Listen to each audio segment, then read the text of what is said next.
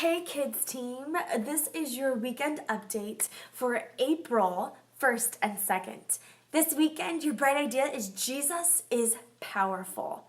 The story that we're going to be talking through is how Jesus heals the blind man. If you want to go ahead and jump into that story this week, take some time to get familiar with it again and just be ready and prepared for these kids. It is found in Luke 18, verses 35 through 43. The thing that we're focusing on with this bright idea is that Jesus can do amazing things that nobody else can. The memory verse that we're working on, this is, I believe, week 3 that we are going to be jumping into, is found in Colossians 2:3. In him lie hidden all the treasure of wisdom and knowledge. And go ahead and go over those motions a couple times if you're not familiar with them yet. That way when the kids come in this weekend, when I say, okay, leaders, go ahead and work on it with your kids, you are ready and prepared for that. Just a reminder on how we give out the rewards for those memory verses in preschool and elementary with the candy. You know, the goal is to get the kids to work on the memory verse and to learn it and to memorize it. And that is the reward that the candy comes in. However, we never want the reward to get in the way of the relationship with Jesus that we're trying to get them to understand and to establish. So if you're in preschool and the kid knows almost all of it, but not all of it quite yet, and they're really starting to get worked up and crying, we never want that reward to get in the way of the work that's being done. So go ahead and give them a reward and make sure to say, hey, here's a make it stick. We're going to give you the memory job, but keep working on it with mom and dad. We want these families to feel like they are loved and like they're leaving feeling equipped, not bummed that they're not getting the candy. So just a quick reminder on that, that we never want that to get in the way of the work that's being done, because ultimately a relationship with Jesus is what we're working for. So keep doing that and keep doing great with that team. I'm proud of the work that we do with the kids, and I'm so proud of how they come in every week and they know it and they're pumped for it. Good job. For groups this weekend in elementary, we are going to be playing a game called the Gorilla Game. This is a game that we've played previously to groups, so we're introducing it back in, but as a group-based thing. So the first thing we're going to do is we're going to split off into groups like we do, and then all the groups together are going to watch the video of the Gorilla Game. So what it is it's basically, it's kind of like rock, paper, scissors, but with gorilla and man, and then there's a net. The video explains what beats what, but we're going to do it in our groups all together with the video. So we're going to have about 5 minutes and a couple rounds to do that. The song that we're singing is Nothing is Impossible for elementary. So that is the highlights for that. In preschool, the game that we're playing is Animal Train. So you have 1 minute for your group to list as many animals as they can with no repeats. The song that we're singing in preschool is Rise and Sing. So that is that for this coming weekend. Guys, Easter is coming. We are in April now, so we are about, I think, 3 weeks away from Easter. The signups are coming, I believe, this weekend, and the link will be live. They're going to be the same signups that we've had for Christmas and the past Easter and Christmas. It's going to be online. And so what I'm going to ask you to do, if you are serving this weekend, you are on the rotation called Blue.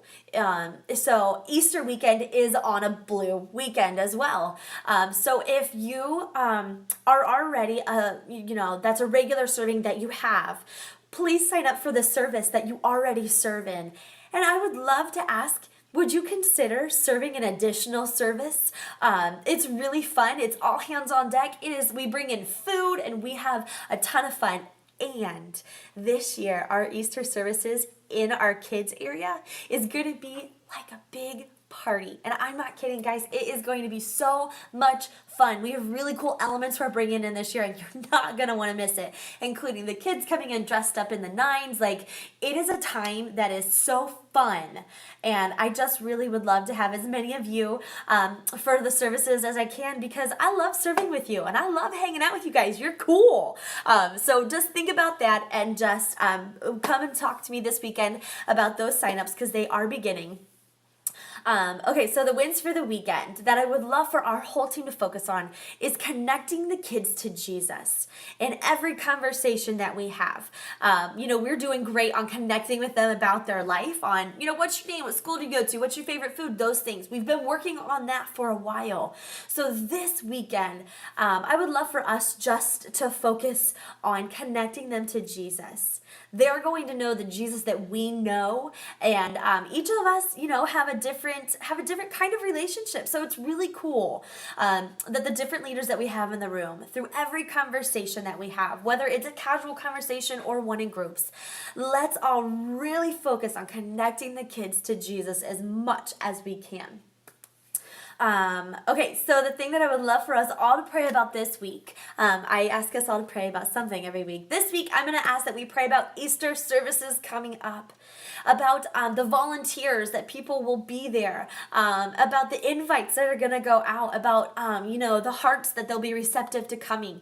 This is one of those seasons where people are a little more open to coming than any other time of the year. So I would just love for our team to pray over Easter in general. Those specific things I listed, and anything else God puts on your heart. I just think it'd be really cool if we start praying about that over the next couple of weeks. Something that I wanted to encourage you guys and leave you with. We're doing the Mark reading plan, and yesterday I was reading in Mark 5, and the woman who touched the robe and how that affected me. So I just wanted to share this tidbit with you and encourage you guys. Keep reading that. Keep hopping in on this with us. It's so cool that all of us are doing it together. If you're unfamiliar with the story, Jesus is walking through a crowd, and there's this woman who's been bleeding for 12 years. Consistently, she's given everything to try to get better, and she has nothing has worked. So she sees Jesus and she thinks, this is my one chance. So here we go. So she reached out and touched him. He didn't know who did it. He turned around and said, who touched my robe? He didn't know. I mean, probably not in that tone, but who touched my robe? He was looking for the person. And when she finally came up scared and said, it was me, his response, and I'm going to paraphrase it because I don't have it right in front of me, was, go in peace. Your suffering is done. I don't know about you guys, but there are things in my life that I've been praying for a miracle for, much like what Luke said this past weekend. I'm praying for a miracle and I'm expecting it to come all at once. And sometimes it doesn't. Sometimes it comes little by little by little until finally one day you're like, this is the miracle I've been praying for. And it's come little by little, not like I thought that it would. So I just want to leave you guys with that encouragement. Whether your miracle or whatever you're praying about comes little by little, celebrate those little wins as you get them. And if it comes all at once, by golly, praise God all the more. But the thing that caught my attention was his response to her and to her faithfulness. And he said, go in peace. Your suffering is no more. Guys, I cannot wait to see you this weekend. Have a fantastic week, and I'll see you in there.